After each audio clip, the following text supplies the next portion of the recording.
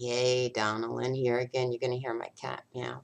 This is Sarge taught me something. So that's Sarge Harold Schaefer, R.I.P. Vietnam veteran. Keep those boys coming down at the little bodies of my guys today. I'm stronger. Um, to me, no veteran of foreign war is a throwaway.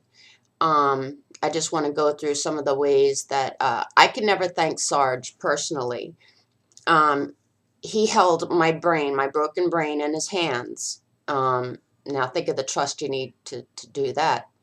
Um, and helped me put it back together where things made sense from experience. And experience can only help experience, in my opinion.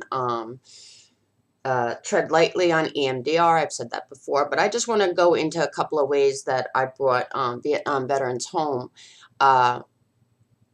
many, many years after the fact that they got home. There's something called the dead man's stare. It's sort of like, you know, it's somebody not emotionally coming back.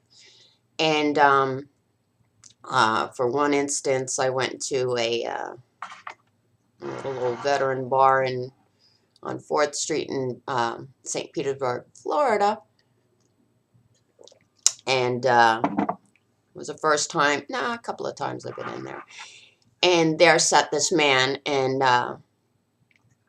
he just was off to himself, and I knew that from experience. I was that person in that bar, off to my own. And it was a tough group of people. And so I sat next to him, and I said, "What's up?" And everybody said, "Leave the man alone." I said, "Just bear with me." And he said, "Shut the fuck up," he got mad at me, and that's fine. So I said, "Don't think I haven't been where you've been," and we had a good fight.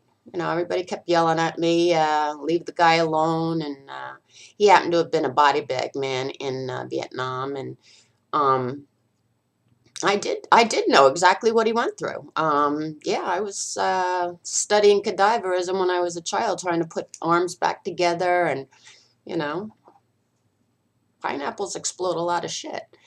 And I saw it up close and personal, even when the guy handed me a live one, and I played catch. And so anyway, we had about a good 10, 20-minute fight back and forth. And then he said, "Now what are you going to do?" And I said, "I'm going to buy you a beer." So we sat down, and to the amazement of everybody else, he started laughing. He started understanding. I understood, and that's what we need. We need to keep that chain going. And I said, "Come on, you want to go to my place?" And so when we did go to my place, he finally got to vent. He got to say things I'm not going to say on here, but basically how he tried to make his boys look the best that they could as quick as he could, and that's all I'm going to say. The only people watching this is those with post-traumatic stress disorder, so I'm not going to trigger a war story or whatever to provoke anybody's flashbacks. So that was one. He just needed to get it off his chest. Another one, living in the same town, was my next door neighbor, Jerry, and he isolated. He lived in a cave. And Mr. Hooker, far from it. So we were by the St. Petersburg pier, whatever. And there should be announcements whenever fireworks are going on, and they did them all the time. I mean, I would play golf with friends, and as soon as I'd hear them, we both smushed. I just brought him down to the rug. Get out of the fuck away. Yeah, you have to live that to understand that one. So anyway, so Jerry slowly, I brought him Thanksgiving dinners. I didn't celebrate. This is after my own brother, Jerry, passed.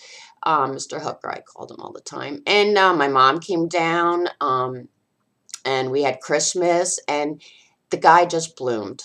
The guy went from hermit to, he just bloomed. And along the road, I've done this all over the place. Another place, the Red Dog in Stark, Florida. Yeah. Um, After my brother passed, I don't celebrate Christmas, and that was his thing that I did for him. I buy things for throwaway vets, lost Vietnam veterans, and two veterans came in that night. I was there on Christmas Eve, and I said, "This is from Captain," a nickname we called my brother, and I gave one a tape measure. It was covered up, in paper, that Christmassy shit, and the other a coffee mug. And the one guy came over to me afterwards, and he said, "My family rejects me and everything, and you don't know how much." I said, "It's not from me, it's from Captain. I'm not that nice." And it really touched him, and that brought him back. He says, and he sat and he talked with me for a good 2 hours. He said, "I'm recognized. I feel loved. I feel something inside got turned on." That's the best feeling in the world. So, for all those who think they're not making a difference in somebody else's life, it just takes something so small, and everybody has a story, because mine happened during the Vietnam War era, and thanks media for giving the copycats ideas. Um, I remember in Seacliff, a black man coming home from the war, and my war didn't end yet, and people were booing him in a parade, and I pulled down on his uniform and I said, "Thank you, I do understand. Thank you, thank you." And I started crying, and I hope it made a difference in that man's life that I did understand. I was an American, but I was that Vietnamese with the live grenades on me. Only I didn't explode. God kept putting me back in my body to be a pain in the ass to all of you, but it's not fun. I didn't want to go back in my body. So anything you can do, if you have post-traumatic stress disorder, the best thing you can do is be around others that have it too. You're gonna have your times when you're gonna isolate. So what? Don't feel guilty. When I'm a hermit, leave me alone. I work on the internet, and that's fine, but you're not gonna pull me outside, and you're not gonna tell me how to behave. And this is why I'm single. Aren't they lucky? All right, ask Donna-Lynne for anybody who cares. There'll be more of these.